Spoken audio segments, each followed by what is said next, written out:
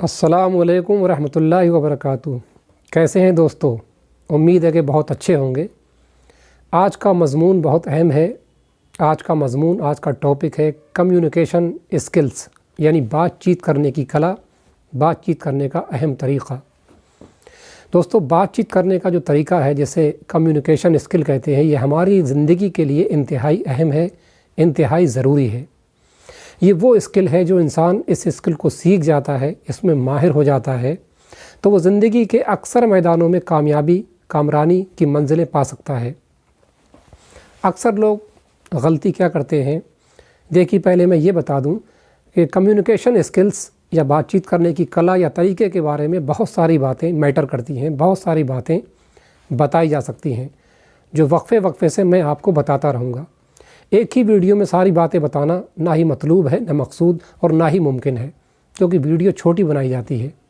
بہرحال آج جو بات بتانا ہے وہ یہ ہے کہ کمیونیکیشن اسکلز کے حوالے سے اکثر جو نوجوان، ہمارے بچے یا ہمارے بزرگ واٹ ایور، وہ سبھی اس میں آتے ہیں۔ جو ایک غلطی کرتے ہیں وہ یہ کرتے ہیں کہ ہم جب کسی کو سنتے ہیں تو ہم میں سے اکثر لوگوں، ایک سروے کے مطابق لگ بھگ 80% لوگوں کی یہ تمنا ہوتی ہے، یہ خواہش ہوتی ہے کہ وہ بس بولتے رہیں، ان کو سنا جائے، وہ بولتے رہیں اور سامنے والا ان کو سنتا رہے۔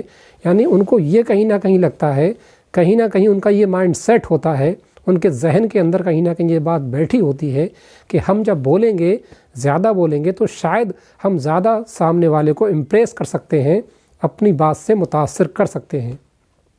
جبکہ یہ مائنڈ سیٹ، یہ سوچ بالکل سراسر غلط ہے۔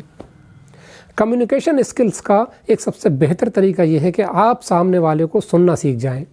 دیکھیے، رب نے ہمیں 2 کان دیے ہیں اور 1 زبان دی ہے، 1 منہ دیا ہے۔ سائنٹیفکلی کوئی یہ بات میں نہیں کہہ رہا ہوں، لیکن لاجیکلی یہ بات صحیح ہے۔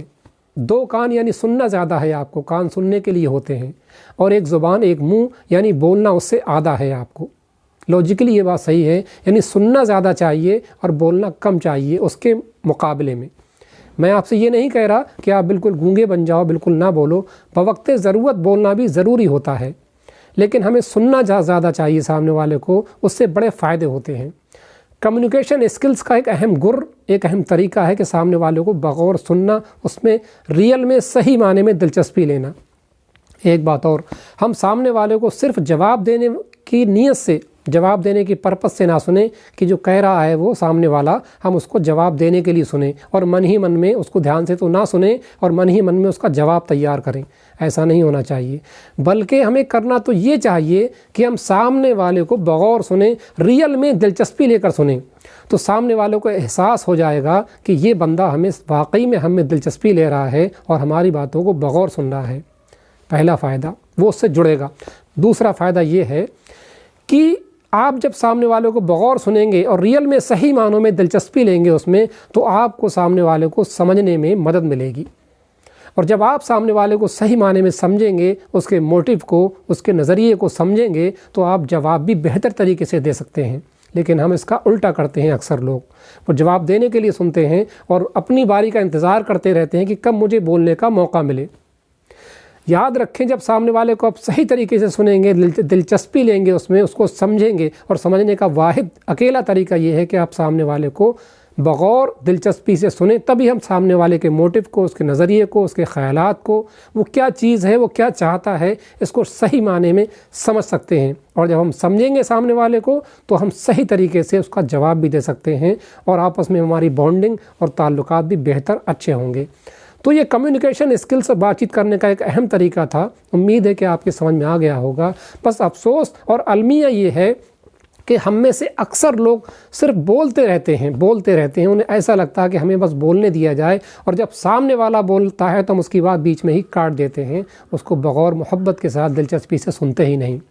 تو سننے کی عادت ڈالنی، اگر آپ ایک متاثر کرنے والے انسان بننا چاہتے ہیں، ایک باکردار، ایک بہتر، اور سامنے والا آپ کو ویلیو دے، آپ کی بات کے اندر اثر پیدا ہو، تو آپ کو پہلے سننے والا بننا ہوگا، اس کے بعد خود بخود آپ ایک با اثر آدمی بن جائیں گے۔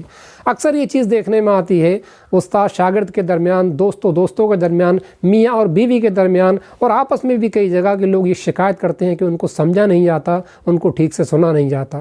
تو جب تک ہم سامنے والے کو، چاہے وہ کوئی بھی ہو، واٹ ایور، ہماری بیوی ہو، شوہر ہو، آپس میں دوست ہوں، ویاپاری ہوں، جب سامنے والے کو ہم ٹھیک سے سنیں گے نہیں، اس کے موٹیو کو جانیں گے نہیں، اس کو نہیں سمجھیں گے، اور سمجھیں گے تبھی جب ہم اس کو سنیں گے، تب تک ہم اس کو صحیح طریقے سے جواب بھی نہیں دے پائیں گے، اور آپس میں ہم ربط و ضبط صحیح معنی میں نہیں کر پائیں گے۔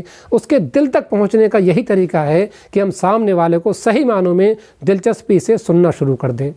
امید ہے کہ بات آپ کی سمجھ میں آ گئی ہو۔ انشاءاللہ ہم ملتے رہیں گے وقتاً فوقتاً۔ اپنا خیال رکھیے۔ السلام علیکم ورحمۃ اللہ وبرکاتہ۔